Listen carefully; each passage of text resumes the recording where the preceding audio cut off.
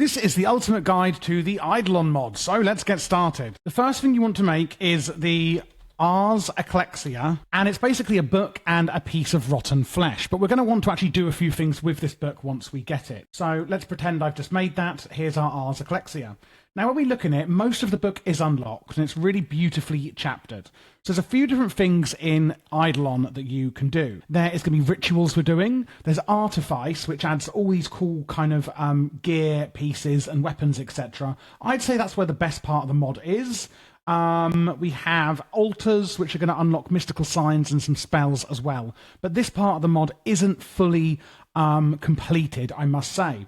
Although very, very fun nonetheless. So once we've got our Ars Ecclesia, we're actually going to want to throw it at some people. Now, you're going to want to find a cleric in a village. If you can't find a cleric, we can make a cleric with a bed, a brewing stand, and of course, a villager. And that is kind of the good, the holy side of the mod, because it's all about worshipping evil and the holy light. And you're also going to want to find a witch. So basically, what I'm going to do is trap a villager in here. Not trap, but make him feel at home, and you know. So what I would do is just put a bed down, put a brewing stand down next to it, fence this off like this, put my villager inside, and look, he's turned into a cleric. Easy peasy as that. Obviously, you'd have to get a villager to go there, but you know, I can't do everything for you. And then just throw the Ars Ecclesia at him, and gosh, he picks that up quickly. And he's going to hold it for a few seconds, have a little look through it, and he's going to give you some teachings, and he's going to give you the book back. There you go, he's thrown the book out. And when you pick it up, you'll get the advancement to the Sacred Path. And basically what you've now unlocked is in Mystical Signs, this one here, which is the Sacred Sign. What you also want to do is just chuck it at a witch, who will pick it up, as you can see, and she's going to give you the evil version of this. Takes about 10 seconds, and we've got it back. And now you've got the Wicked Path in Mystical Signs. We have the Wicked Sign. Now, we're not going to be using these until later, but because it's kind of the main way of unlocking the Ars Ecclesia early on, I wanted to show you it now. So there's also some ores that are added to the mod, lead and silver. Silver will actually set undead monsters alight and do more damage to them. And then lead is going to be used for one of the main ingredients, which is pewter. So pewter is iron ingots and lead ingots together. That'll make you a pewter blend, and you then will smelt that pewter blend. If you ever see anything in the Ars Ecclesia that has a furnace symbol, I know it's quite obvious, but still I want to talk you through it. You're basically smelting it. So if you see this sign, you're smelting it. Smelt pewter blend into pewter ingots. And now we are already pretty much ready for doing some rituals. Before we get any further, I want to let you know that I'm partnering up with G-Portal here to give you 10% off your first month with them. They do all sorts of Minecraft servers, whether you want modded, Spigot, Sponge, anything you want. And you can swap out not just Minecraft, but any game on your server at the click of a button with GameCloud. Meaning the possibilities are endless. Again, check out the link in the description so you can get some money off with code Javier. Once you've got your pewter ingots, we can start making and doing rituals. So the things you're going to want to make are a few stone hands made like this. So we're going to get a few of these, maybe 5, I think, maximum. And then you're going to want a brazier. So made from sticks, coal, and the pewter ingots that you've made of your lead, etc. And then you're also going to want to make a necrotic focus. Now, you will need a pewter inlay for this as well. So what I'm going to do is put my brazier here, and I'm going to put 1, 2, 3, 4. You don't need this many, but I like to, just for decorative purposes. And then what you're going to put here in this last one is your necrotic focus, like this. And there we go. So this is basically how you do a ritual. You place all of these, we go into the Ars Ecclesia. In the second tab on the left, it's rituals. The first one we're going to be doing is the crystallization ritual. So what it shows you here is the brazier in the middle with bone meal, and then 2 redstone dusts. If you look at one, let's see, one that has it, it will be... Here we go. One that has this icon with the little hands, that is what you put in your necrotic focus, okay? So if you see that, so these 3 and these 3 would go in the stone hands. The necrotic focus would have a potion of harming, and then you put an iron sword in the brazier. So let's do our crystallization ritual. So a piece of bone meal and 2 redstone dust. So I'm going to right-click the bone meal on the center, redstone dust, you can go on any ones you want, and then you're basically going to light it. Don't do it yet, because there's something else I need to tell you. flint and steel, and then I'm going to get some zombies, because what this ritual is going to do is it's going to absorb the life force of nearby hostile mobs. So if I make it nighttime and I put some zombies around here, and then I light the brazier, they're all going to go and try and go for the villager. Let's see how far this works. I don't know if it'll get the zombies over there or not. No, it didn't. So if you are doing this ritual, it might be best to kind of enclose this in a fence or something, just so that the mobs, can't get out. Like, you might want to have your mobs, maybe a mob spawner of some sort, or something, some way of getting these mobs in here by leading them in and trapping them in here, etc. But let's say I've got an enclosed area like this. I put all my zombies in here. I then put my bone meal in, and then I get my redstone. Oops. Redstone, and then I set it alight. And what is basically going to happen is, you can see here, it's going to absorb the redstone, the ritual starts, and it's going to kill all of the zombies in the area, and it's actually going to give us their little life forces in forms of these soul shards that you can see that have dropped here. So I'm going to pick up all the soul shards here that we've gotten, because you only quite a lot of these in Eidolon. So I've got 22 soul shards from doing that, so quite a few. So let's have a quick look at the other rituals we can now do now that we have our soul shards. So there's lesser summoning. So, using charcoal, you can see here you can summon a zombie. You can summon skeletons, phantoms, and you'll see that all of these are going to use soul shards. In the exact same way, you just put these items in the necrotic focus and the hands, and then, the item in the middle, and then use the flint and steel to light it. And you can also summon a wraith, which is a mob that will spawn in Eidolon and drops tattered cloth. They do spawn naturally as well. There's also the ritual of alluring, supernaturally desirable to peaceful creatures from a large range, and it is like 30 plus radius. I tested this. There's an opposite one that gets rid of hostile mobs as well, and they walk for miles. But all of natural creatures will be drawn towards its epicenter, so it could be a really good way of getting peaceful mobs for mob farming, etc. Then there's the ritual of repelling, same way, but hostile mobs will walk away, and they will literally walk, like when I tested this, they walked, I kept following them, and they were going like this far, like to the end of this island at least. It was really, really far. Yeah, maybe like here I stopped watching them, but it was a really big radius that they kept running from. Now, one question you may have at this point is, how long do these rituals last for? Well, the ritual of repelling will last forever. So let's do this ritual and I'll show you. So I've made it nighttime again. I'm going to put my nether quartz, my leather, my iron, and I'm going to put my 2 soul shards around here. And then I'm going to put my nautilus shell in the middle, and I'm going to light it. And then what I'm going to do is I'm going to spawn a zombie in and just show you how it works. So I put the zombie in. I'm going to let it be able to get out. And you can see the ritual is active. Look. Or it's not actually. Sorry, it's not yet, I don't think. And now it should be active. So it's now working. And what you'll see is that the zombie will just start walking in one direction, away from the altar. And it will keep walking and walking, as you can see here. And, look how far it is already. From here to... I mean, look, it's still going. It's just walking in that direction. Oh, and it looks like it's coming back here. So I think the radius is about that long. Because it seems to have stopped, and, yeah, it seems to not be able to get any closer than here, look. So it's about that far. It's a massive, massive radius for that ritual. It's really, really good. And like I said, this will just stay up forever.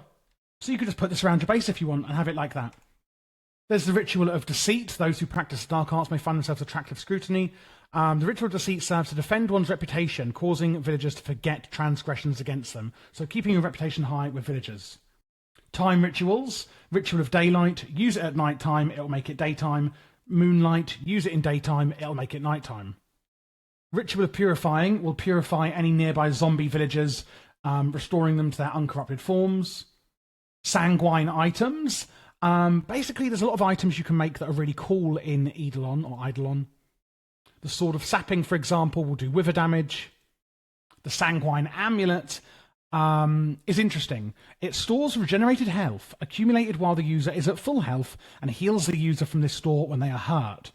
20 hearts worth of living creatures must be present for the ritual to devour. So the same way I showed you the crystalline ritual, you need to make sure that there's living creatures that add up to at least 20 hearts worth of health in order to make the amulet Otherwise, the ritual will just kind of go poof and fail. But this is great. So it will passively, while at full health, add up more health inside the amulet. And then when you take damage, it'll heal you from that repository. There's these rituals of capturing and recharging. So there's some wands added by the mod shown here. You do need lesser soul gems for these, and I haven't shown you how to get these yet.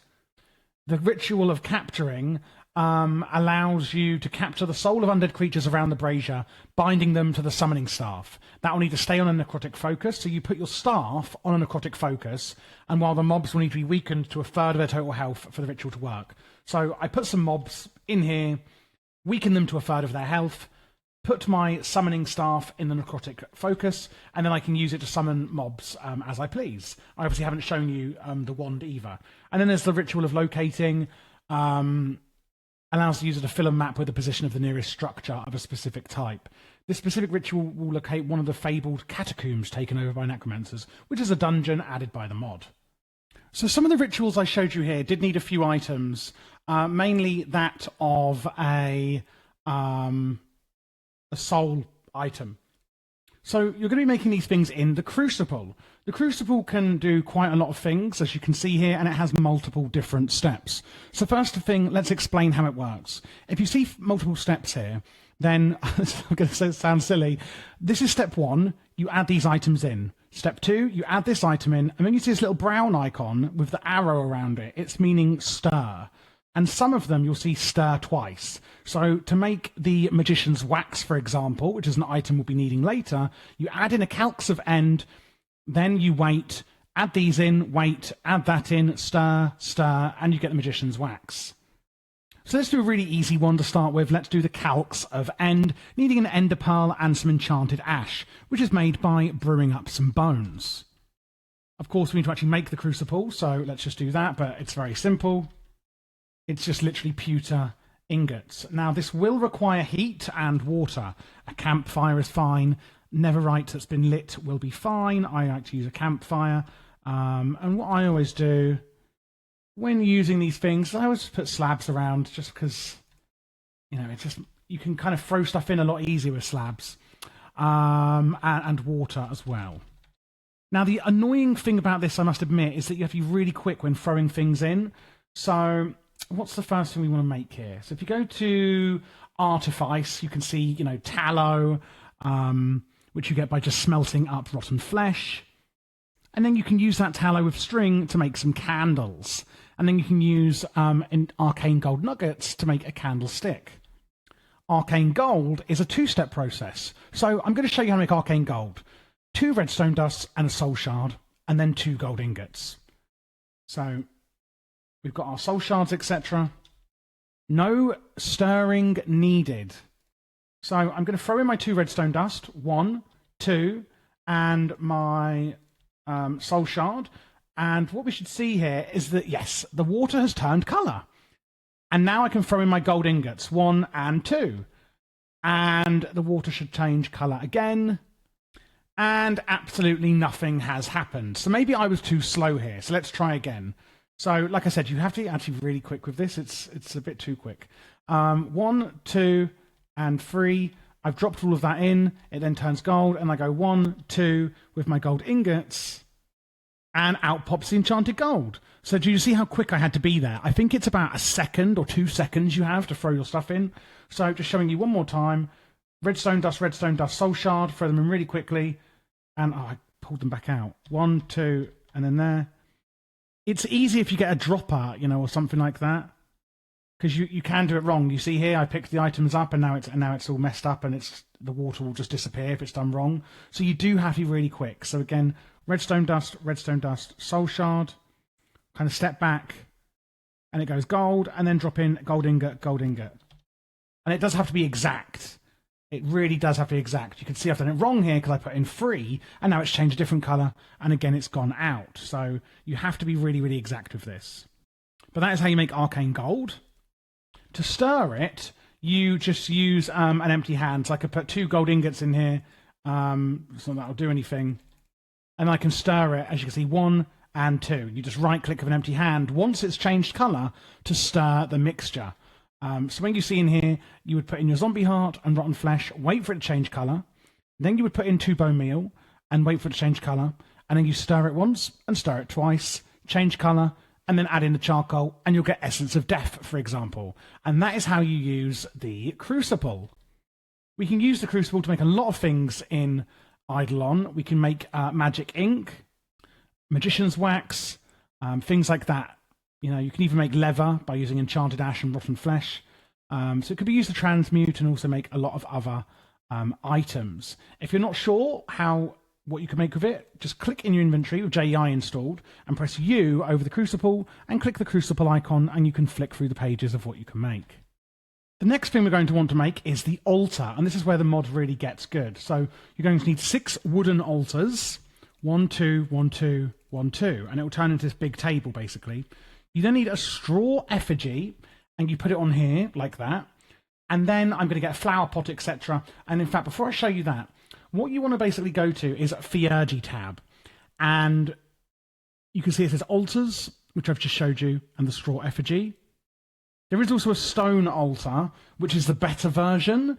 This does require a pewter inlay. And you can see that it's a strange looking work table here with a soul shard at the top. So what this is actually the arcane workbench. If you can do it straight away, I would just go, sorry, it's called a magic workbench. I would just go ahead and make the stone altar. And you can see it's basically a crafting table, but with 4 extra slots. And for example, I can put soul shards and things in these 4 slots, and certain recipes will require that. So if we look again, you can see to make a stone altar, you need, smooth stone slabs, stone, a pewter inlay, but also in one of the slots at the top here, the extra slot, you add your soul shard. It then says altar lighting, skulls, and herbs. So altar lighting, basically you've got power and capacity. If you use a torch, it gives you 1 power. The best item to use would be the magic candlestick with 3 power. This is used with magician's wax and some gold that I just showed you how to get in the Crucible. So this is the worst item, this is the best item. If you have multiple of them on your altar, only the best one will be used. Altar skulls. A skeleton skull gives 2 capacity, zombie gives 1 power, 1 capacity, but wither skeletons are going to be the best skulls to add. And then we have altar herbs, where a crimson fungus or warped fungus is alright, but a wither rose is best. So you're going to put a flower pot on here, and then put your wither rose on here. And I know I haven't told you what capacity in that does yet, you haven't missed it, don't worry. With a skeleton skull, there's my candle, so I just plop that on there. I pop my skull on there. And what am I missing here? Oh, and then a goblet. A goblet is the arcane gold I showed you how to make. You don't need it for all rituals. As in, sorry, you don't need to fill it for all rituals. It can stay empty like it is here. And I'm going to add 2 candlesticks like that. So there you go. There's your altar. So I'm going to read it from inside here on how spells work. So you're going to end up with a mana bar at the top of the screen. The amount of mana you will receive after a prayer or sacrifice depends on the altar's power, right? So basically, when you do you pray at the altar or do a sacrifice, which I'm going to show you, it's a different kind of ritual, basically. You will get a mana bar. And if your altar has more power, then you're going to get more mana filled in your mana bar. Whereas the capacity that you're adding to your altar increases how much mana you can hold in your mana bar. So when you see the power and capacity, that is what these mean. So how do we then do our first prayer? So that's going to be the dark prayer. And in mystical signs, remember when we threw our book at the witch and the cleric? That's where we get these signs. So to do our first spell, a dark prayer or a light prayer, there's 2 different ones here, where you're trying to get favour from the dark or holy god. So let's do a dark prayer. You can see here it says 3 of these dark eyes. So what we do is we stand in front of the altar, go into your Ars Ecclesia, go into mystical signs, and click the dark eye.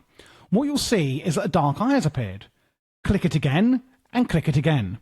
And you can see there's now 3 of them. Now remember in the Theurgy, dark prayer shows 3. So you basically just click it, and you can click it 1 billion times if you need, or just clear it with the red X. So 1, 2, 3, and then chant. And you'll see that you've chanted, some sort of unholy prayer. And at the top of your screen, you've now filled half your mana bar. Now, if I had less power on the altar, then obviously the mana bar would be filled less. And you can only do these prayers once a day. In creative, you can do it as much as you like. So if I do it again, 1, 2, 3, the next day, pretending it's the next day, I'm in creative, remember, chant, and now it's full. And now that it's full, you can see I've unlocked the blood sign. And in Theurgy, I've now unlocked sacrifice animal. And it says here, perform the chant above, before an altar and a goblet filled with animals' blood sacrifices, but maybe performed once per day. So it's the eye, the new symbol you've unlocked, and the eye again. But you must have the goblet filled with blood. So how do we get it filled with blood? Well, you just slaughter a cow or any kind of animal in front of the altar. So I just put a cow here, and then I kill it in front of the altar, and you can see it's filled with blood. So I then go into my Ars Ecclesia. I go to spells, mystical signs. I do the eye, this new blood symbol, and the eye again, and I chant. And it says now blood for the dark one. So I've now unlocked the soul sign. And in Theurgy, I've unlocked elder statue or holy effigy. They're basically the same item, but you use a holy symbol or an unholy symbol, depending on which one you do. So basically, what we now do is we can make an elder statue, as shown here with smooth stone, and a gold inlay. So we can go into our workbench, put the gold inlay in. Oh, and sorry, one thing you'll notice is that you need an unholy or holy symbol, born from pewter inlay or gold inlay touched by darkness. So what you can actually do is get an inlay, a pewter, or a gold, depending on which one you want. I do apologise about that. So basically, we needed to do the sacrifice animal one. So the eye, this one, and then this one. And then you gain new knowledge. So we killed the animal, but we forgot to actually do the ritual. So we unlocked the animal sacrifice. You then do a ding, ding, ding chant, and it will say, you have acquired new knowledge. And then when you go back into your book, it will say touch of darkness. And basically you chant this on a pewter inlay. So the eye, the soul, the eye, the soul. So I go the eye, the soul, the eye, the soul. I chant, and there you go. It turns into an unholy symbol. Now, what we also need to do to the light version is a light prayer, which is light, light, light. And obviously we could just do light, light, light next to the altar. And it says unlocked flame sign is here. If we go back into Theurgy and go on to the next page, you now have censure offering. So the censure, you can basically fill with herbs so that you have to use blood and sacrifice. This is kind of the holy version. And then it says light prayer, which you do like we've just done. And then censure offering is like this. And this is what you basically put in the censure, and you put that on top rather than a goblet and fill it with the herbs and light it with a flint and steel, a flint and tinder, rather than using the holy version. Either way, we now need to make the elder statue. So that's how you get the holy symbol. You put it in your magic workbench with these items. Gold inlay goes in the bottom slot, and the symbol goes in the top slot, and you get an elder statue. What you're going to do with your elder statue is replace the straw effigy. There's not really many other spells that I can see in this book. One of them is if you go into spells, Chant of Light, for example, revealed spells, you can do light, fire, and you just go light, fire, and then chant. And it's going to put down some light sources you can see here. And that will use up some of the mana from your mana bar app. The mana bar is, of course, used by praying and doing. And then at this point, you would want to replace your site with a stone one. What you now want to do is get a villager and sacrifice them. Put your villager, kill them. We've upgraded from just killing animals at this point, basically. And that is pretty much how we use the altar. So this mob is quite unfinished. I do believe there's a lot more planned for spells and stuff, but it doesn't seem to be anything else that I can unlock in here. There is a lot of other stuff we, however, can do in the mod. Now I'm going to show you everything else that's really cool that the mod adds. So one of them is the Soul Enchanter. This is insanity. Add soul shards into here and add, say, a sword. I'm going to use an unobtainium one. And you can just add Capturing, Plaguebringer, Sanctified, Sweeping Edge. And it's going to use up a soul shard each time. Again, I'm in creative, so it's not. But you could just keep adding things until it says complete, wherefore you can't add any more. I mean, look how many enchants I've just put on this sword. It's absolutely insane. And that is the Soul Enchanter. We have the Apothecary Stand, which is a brewing stand made simple, where you could just literally put in the ingredient and thingy it up without needing blaze powder. And then we have the research table. This is quite interesting. Now, if we look in the Ars Ecclesia, it does say that it's still work in progress and only works for the Stray, the Wraith, and Blaze research. So you make it as shown, and then you're going to make some arcane seals out of your magician's wax made in Crucible as shown. And then you need some parchment and some magic ink, which you make into note-taking tools. And it will need an arcane gold nugget, any type of feather. So what you then do is you put your research note-taking tools. I get my note-taking tool and I use it on a blaze. And I've taken some research notes on the blaze. I then go into the research table and I put it into this slot here. And then you can see that it's asking for certain things. So it's asking for parchment. So I get 2 parchment and I click it in here. Oh, click to delete. I put it in there, sorry. JEI kind of gets in the way with this. If it's like this and you're using JEI and you can't get to them, just type in like loads of stuff so that it kind of, there's nothing in the search bar. You click the green button. It's not the mod's fault. It's, you know, it's just it's because of JEI. And this bar is going to go up, up, up. And now we've got 1 star. Now we need to add, I'm going to click that in, press the tick. And basically, once we get to the end, we're going to get the seal in here, and we're going to seal it off, and you're going to unlock something new. So as you can see, we've now done all 5 steps. It was all very simple. And then what we're going to do is get our arcane seal, and we plop it in that top slot, press the red button, and it says completed research mark of fire. And then I believe you could just use it. Yes, you then use that mark of fire, and it says I learned about the mark of fire. And in my spells, I now have Chant of Flames. Flame, flame, flame will create sparks of fire at the cost of mana, useful for lighting campfires and braziers or burning. So these annoying wandering trader here, I go into my Ars Ecclesia, and then I go to Mystical Signs, fire, fire, fire, and I chant it, and basically I'm going to throw flames. I mean, you have to click it in here and then press chant, and he's on fire. It's a tad annoying that you have to go into the book and chant like that, use it up, but I've just turned the lava on fire. So that's how you do that. And you can do it with the, do this research with Wraiths, Strays, and Blaze. There is a few other cool things that the mod adds. Mainly the gear, really, that it adds. So you can make this Wicked Weave, is using an unholy symbol in the magic workbench with a shadow gem made in the Crucible, etc. You get Wicked Weave, and you can then turn that Wicked Weave into things like a raven cloak with raven feathers, a gravity belt. Again, you make in the magic workbench. You make a lot of them in there, but what I'm getting to is the Warlock's armor, which will inflict wither on your enemies, heal you, and reduce magic damage taken. That's the Warlock's set. There's some cool other items. The Soulfire wand. Remember, there's a ritual to recharge the wand. Fires magical sparks, and you make that in the magic workbench. There's a bone chill wand as well, which is pretty cool. Chills you to the bone. It's like a chilling effect. There's the prestigious palm, which increases your reach. You can see here, when worn as a charm, plus 4 block reach.